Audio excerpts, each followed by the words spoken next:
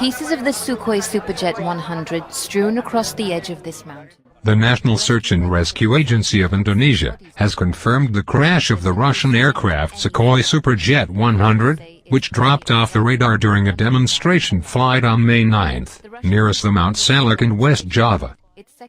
Non-confirmed reports of local authorities give account that 45 people were on board of the plane, including Indonesian businessmen, Russian embassy officials, journalists and the crew members. Still, according to local authorities, the pilots of the Russian aircraft violated the minimum obstacle clearance altitude of 11,000 feet, required in that location, and oddly asked to descend to 6,000 feet, what certainly caused the plane to crash in the mountains. This terrible disaster, which for most people is believed to be just an accident, hides a creepy synchronicity with other events that happened less than 24 hours after the crash of the plane, that when put together, reveal what seems to be a satanic blood sacrifice with the hand of the Illuminati. Looking carefully into the timing of these events makes it very hard to believe in coincidences.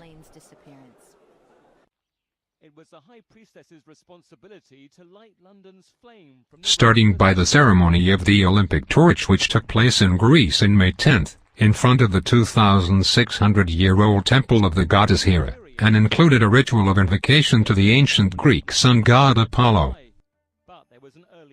If at first sight this blatant occultist ceremony had no relation with the plane crash in Indonesia, a series of frightening photos taken few hours before the aircraft took off in Jakarta reveal a very creepy character who was inside the Sukhoi Superjet, posing with the crew and passengers.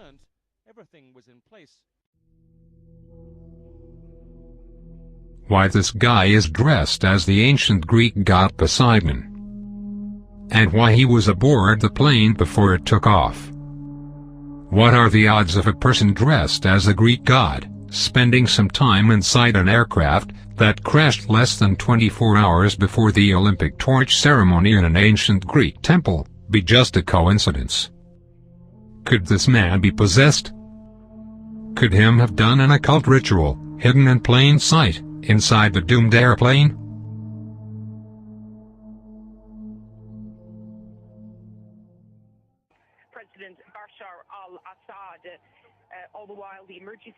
The other event synchronized with the Olympic torch ritual was the bomb attack in Damascus, Syria, which killed 55 people and left hundreds of severe injured. This heinous tragedy occurred almost at the same time of the creepy ceremony in Greece, though I'm sure that most people can't see any connection at all between both events. People would have been going into this military branch, and cars would have been heading to work in Damascus. According to mainstream media, only 50 VIPs were allowed to watch the Olympic torch ritual at the Temple of Hera in Olympia, what suggests that they made a ceremony for the public, and another one for a secret group. Notice the sinister sequential arrangement of numbers in the three events, probably with occult meaning in the Illuminati Codex Magica modus operandi.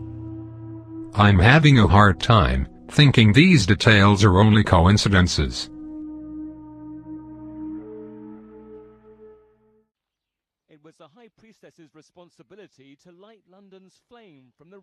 Two tragic events happening in flawless synchronicity with a creepy ritual for invoking ancient Greek gods, performed by a select group of 50 people of the global dark Kabbalah. Make no mistakes, my friends. These were not random casualties. Both the disaster with the Russian Superjet and the bomb attack in Damascus were human sacrifices for the Olympic torch ceremony. People should at all costs avoid attending the Olympic Games in London, because the odds that the Illuminati will do something very evil during this event are considerable. And they are flagging it for everybody to see. Contracts with existing staff break the rules about pay for temporary workers.